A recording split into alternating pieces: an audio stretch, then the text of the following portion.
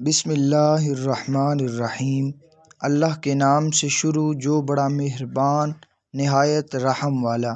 معزز سامعین، رمضان ایک ایسا بابرکت اور رحمتوں بھرا مہینہ ہے کہ جس میں فرض کا ثواب 70 گنا اور نفل کا ثواب فرض کے برابر کر دیا جاتا ہے۔ لیکن ایسے بابرکت مہینے میں بھی کچھ بدقسمت لوگ ہوتے ہیں جو کہ روزہ رکھ کر صرف بھوک اور پیاس کو حاصل کرتے ہیں۔ ان کا روزہ اللہ کے ہاں ہرگز قبول نہیں کیا جاتا۔ علامہ ابن قیم الجوزیہ نے داماد رسول حضرت علی شیر خدا سے منسوب روایت لکھی ہے کہ دنیا میں 4 ایسے روزہ دار ہوتے ہیں جن کا روزہ اللہ پاک قبول نہیں کرتا۔ ناظرین گرامی، حضرت ابو ہریرہ رضی اللہ تعالی عنہ سے مروی ہے کہ نبی اکرم صلی اللہ علیہ وسلم نے فرمایا، جو ماہ رمضان میں ثواب کی نیت سے راتوں کو عبادت میں مشغول ہو جائے تو اس کے پچھلے تمام گناہوں کو اللہ تعالیٰ معاف فرما دے گا۔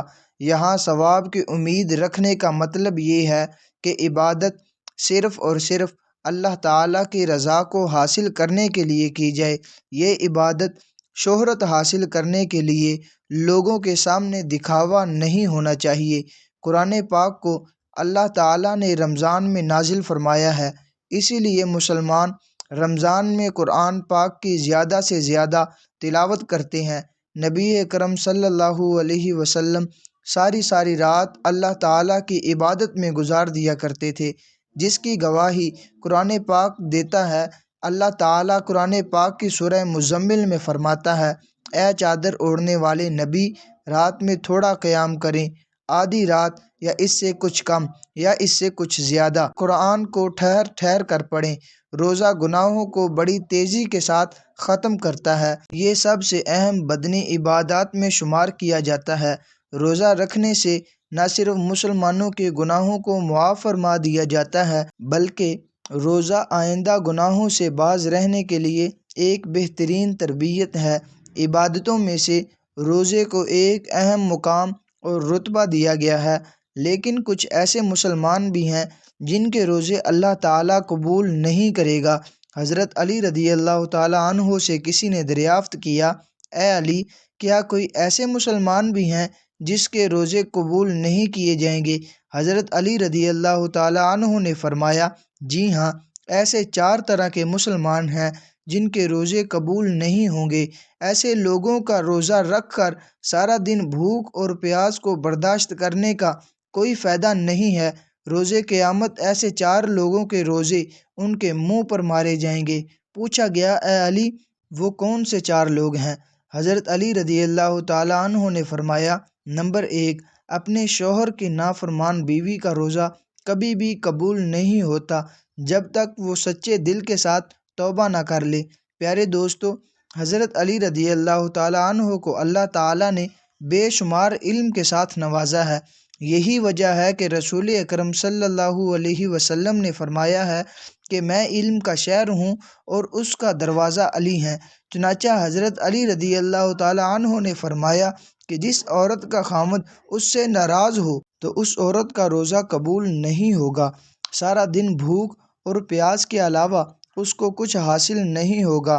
نافرمان بیوی کا روزہ اللہ تعالیٰ کے ہاں اس وقت تک قبول نہیں ہوتا جب تک وہ سچے دل کے ساتھ توبہ نہ کر لے۔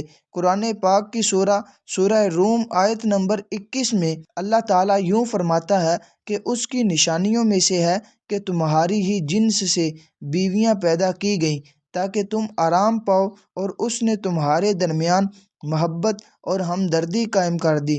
یقیناً غور و فکر کرنے والوں کے لیے اس میں بہت زیادہ نشانیاں ہیں۔ قرآن پاک کی سورۃ النساء آیت نمبر 23، جس کا ترجمہ یوں بیان کیا جاتا ہے، مرد عورت پر حاکم ہے اس وجہ سے کہ اللہ تعالیٰ نے ایک دوسرے پر فضیلت دی ہے، اس وجہ سے مردوں نے مال خرچ کیے ہیں۔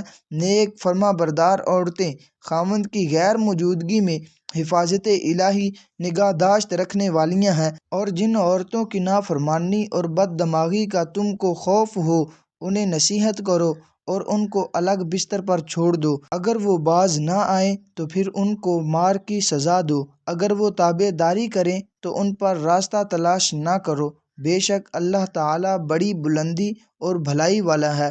حضرت حسین ابن محسن رضی اللہ تعالیٰ عنہ سے مروی ہے کہ ان کی پھوپھی کسی ضرورت سے رسول اللہ کی بارگاہ میں آئی۔ جب وہ واپس جانے لگی تو نبی اکرم صلی اللہ علیہ وسلم نے ان سے پوچھا کہ تمہارے شوہر کے ساتھ سلوک کیسا ہے؟ انہوں نے جواب دیتے ہوئے کہا کہ میں اس کی ہر ضروریات کو پورا کرتی ہوں، اپنی طرف سے تو کوئی شکایت کا موقع نہیں دیتی ہوں۔ نبی اکرم صلی اللہ علیہ وسلم نے فرمایا، اپنے خاوند کا پورا خیال رکھا کرو، وہی تمہاری جنت اور جہنم ہے۔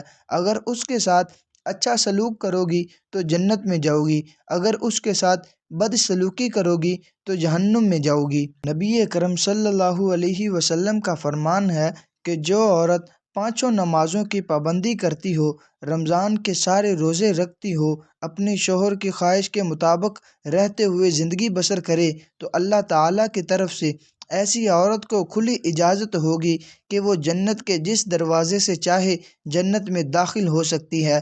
ان کے علاوہ اور بھی کافی اللہ تعالیٰ کے ارشادات اور نبی اکرم صلی اللہ علیہ وسلم کی احادیث ذکر کی گئی ہیں، جس میں ایک عورت کو اپنے شوہر کے ساتھ اچھا سلوک کرنے کی اہمیت بیان کی گئی ہے۔